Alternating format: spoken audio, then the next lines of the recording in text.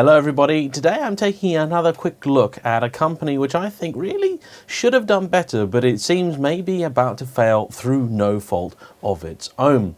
I am of course talking about Renault's recently revived Alpine sporty subdivision.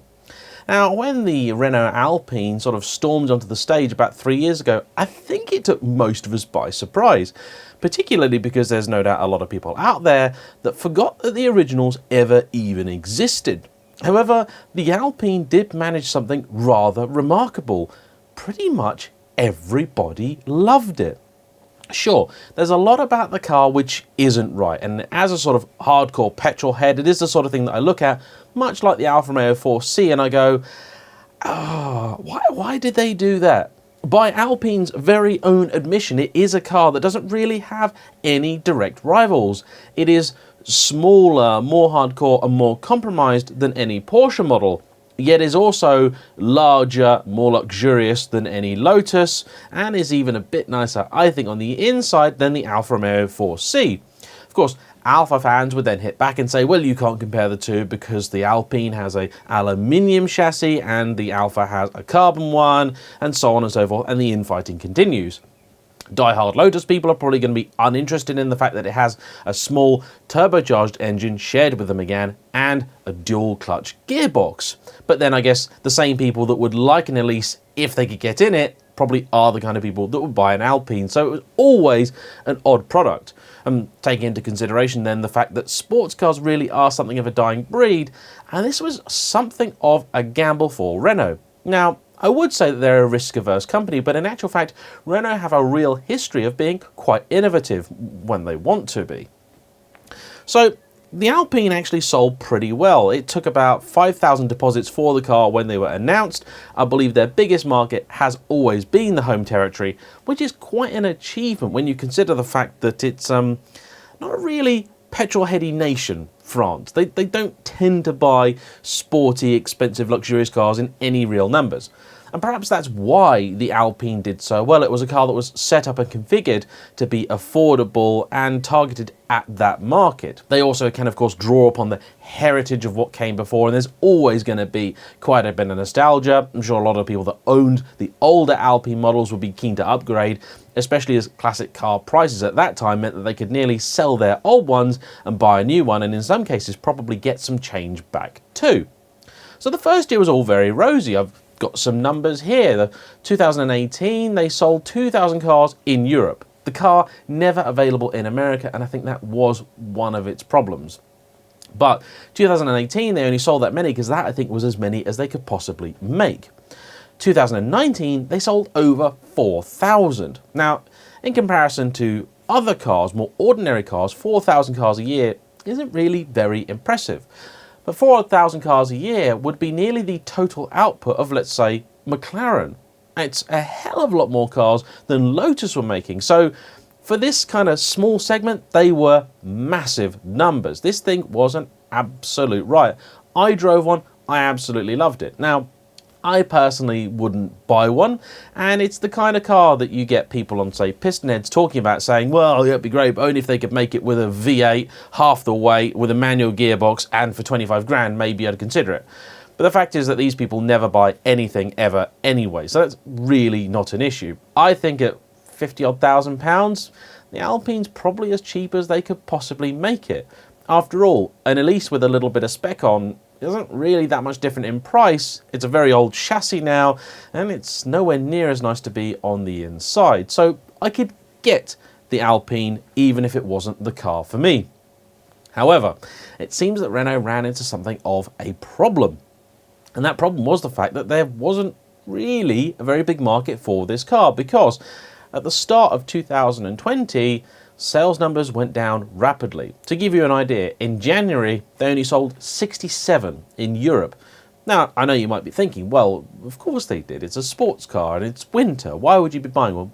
Well, in January the year before, they sold 430. Come February, they sold 61 this year versus 350 last year. In March, things started to improve a little bit. They sold 127 this year. But that's down from the 487 that they sold last year.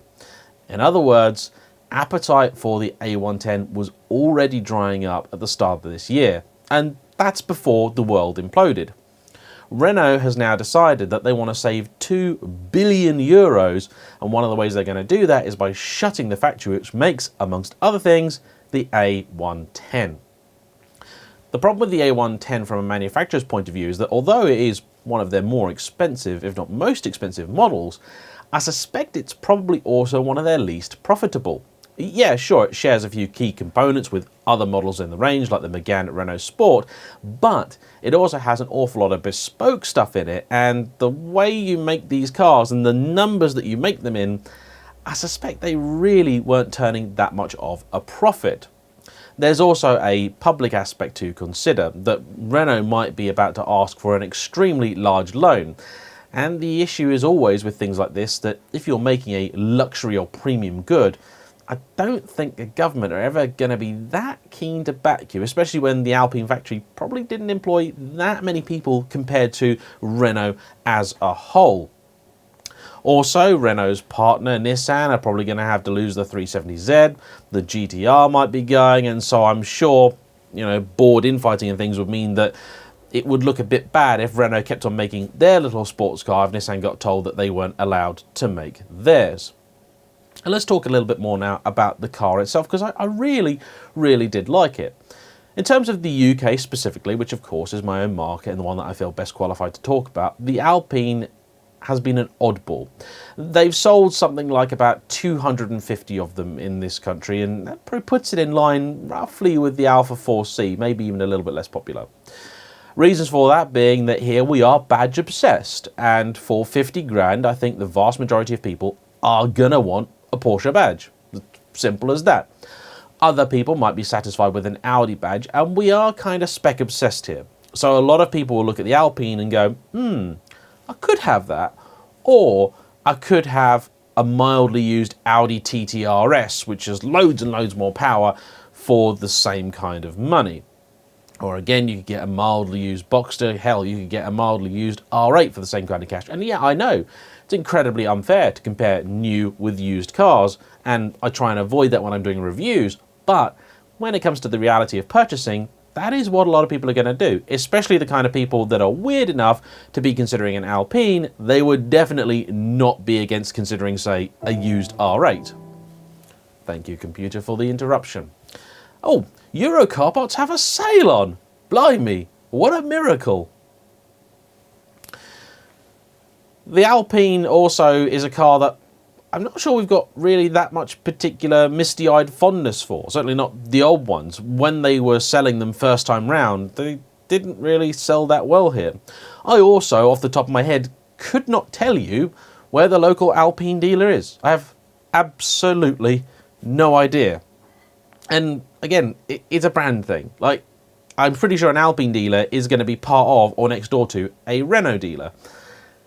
And if I'm spending that kind of money, I'm not sure that I want to go to a Renault dealership. I've been to them before. They are a little bit depressing. You get the same problem with Honda stuff occasionally. The NSX is not a car that should be sold from a Honda dealership. I have nothing particularly against Honda dealerships, but even if you're buying a Civic Type R, they don't really seem to be that well geared up on the whole for that kind of customer, that kind of level of service. When you're then talking about a near £200,000 supercar, it completely doesn't work. The NSX was a total sales disaster here. Maybe I'll do a video on that one day too. And again, it's a car which is brilliant. It's fantastic. I've driven the NSX only briefly, but I absolutely loved it. Same thing with the Alpine. Fantastic car, and its failure isn't necessarily the fault of the car, because most people that drove one loved one.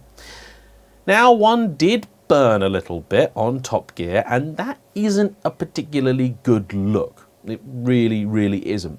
But that being said, I think sometimes people do overestimate Top Gear's ability to influence the masses. For example, Jeremy Clarkson absolutely loved the Lotus Evora, and nobody bought one.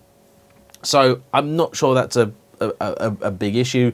You could talk about something like a Zenvo, but then who was going to go and buy a Zenvo anyway? It's just a bit of an oddball.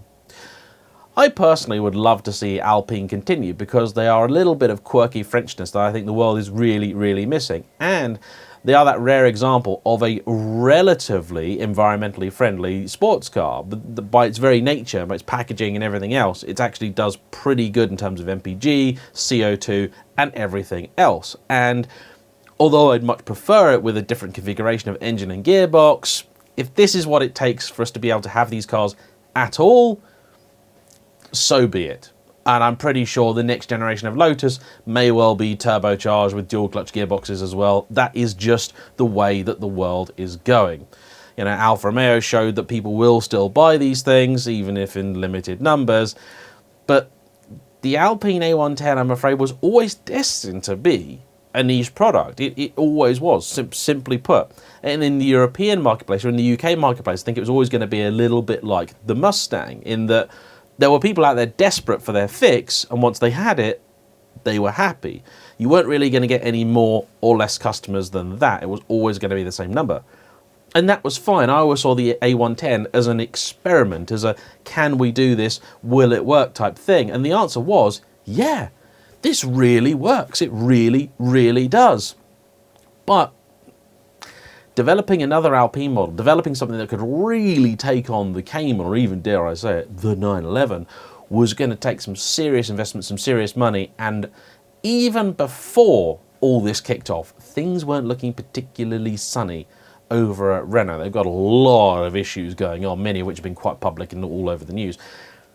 And I think the Alpine was always going to be the first victim of any kind of cost cutting. And that's a shame, really, because if anything, that was the one brand that really, really deserved to have some money spent on it. So yeah, there we go. Please do let me know your thoughts. Do you own an Alpine? What's your experience been of it? I mean, I've got nothing against the cars at all. I would love to know if you considered one but didn't buy one. If so, what the reason was. Anyway, thanks for listening to me ramble on again, and I will see you soon for the next one. Bye-bye.